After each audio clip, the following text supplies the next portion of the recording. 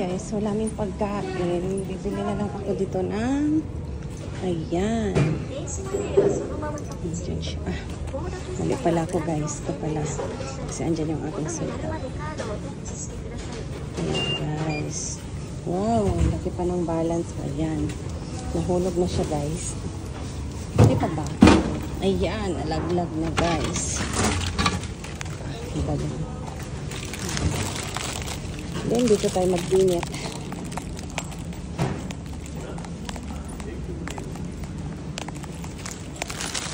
Tanggalin ko pa pala.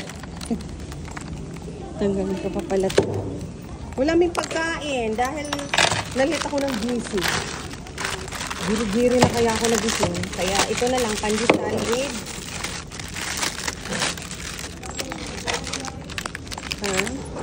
initin natin to dito guys. Pang vlog. Ayan guys. Initin natin siya dito. Pindutin ng 1, 2, 3. Andun be, tingnan mo be. Ayan na guys. Tapos look siya. Hindi ko pala siya nabuksan kaunti. Ito naman yung talaga binubuksan kaunti. Pumutok na siya guys. Grabe. Ayan guys. Ayan guys. Ayan yung spaghetti natin guys. Ay, magtimpla pala muna tayo ng kape. Ayan, ang kape ko guys. 0 calories yan.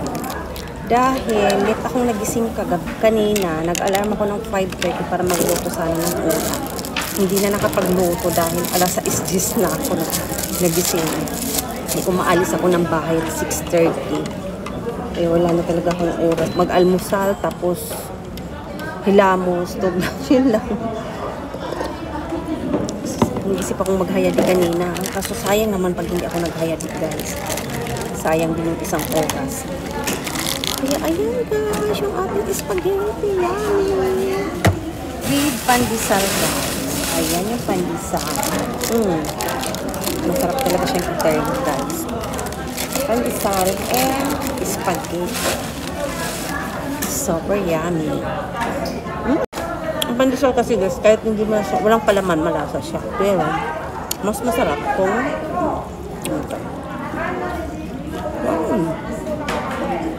kain tayo guys. Yummy.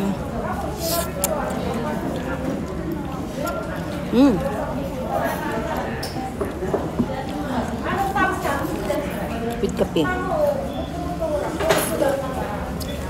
Yummy.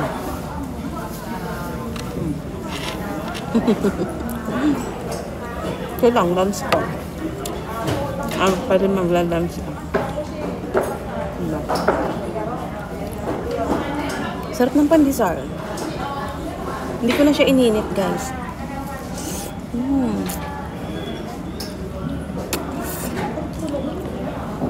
Yum-yum.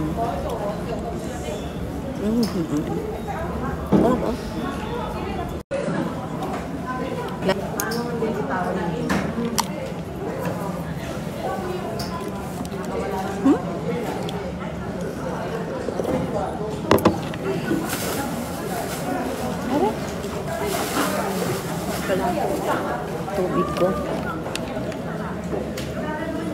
Good afternoon everyone.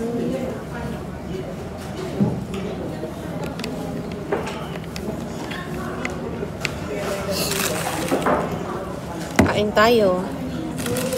Pandesal.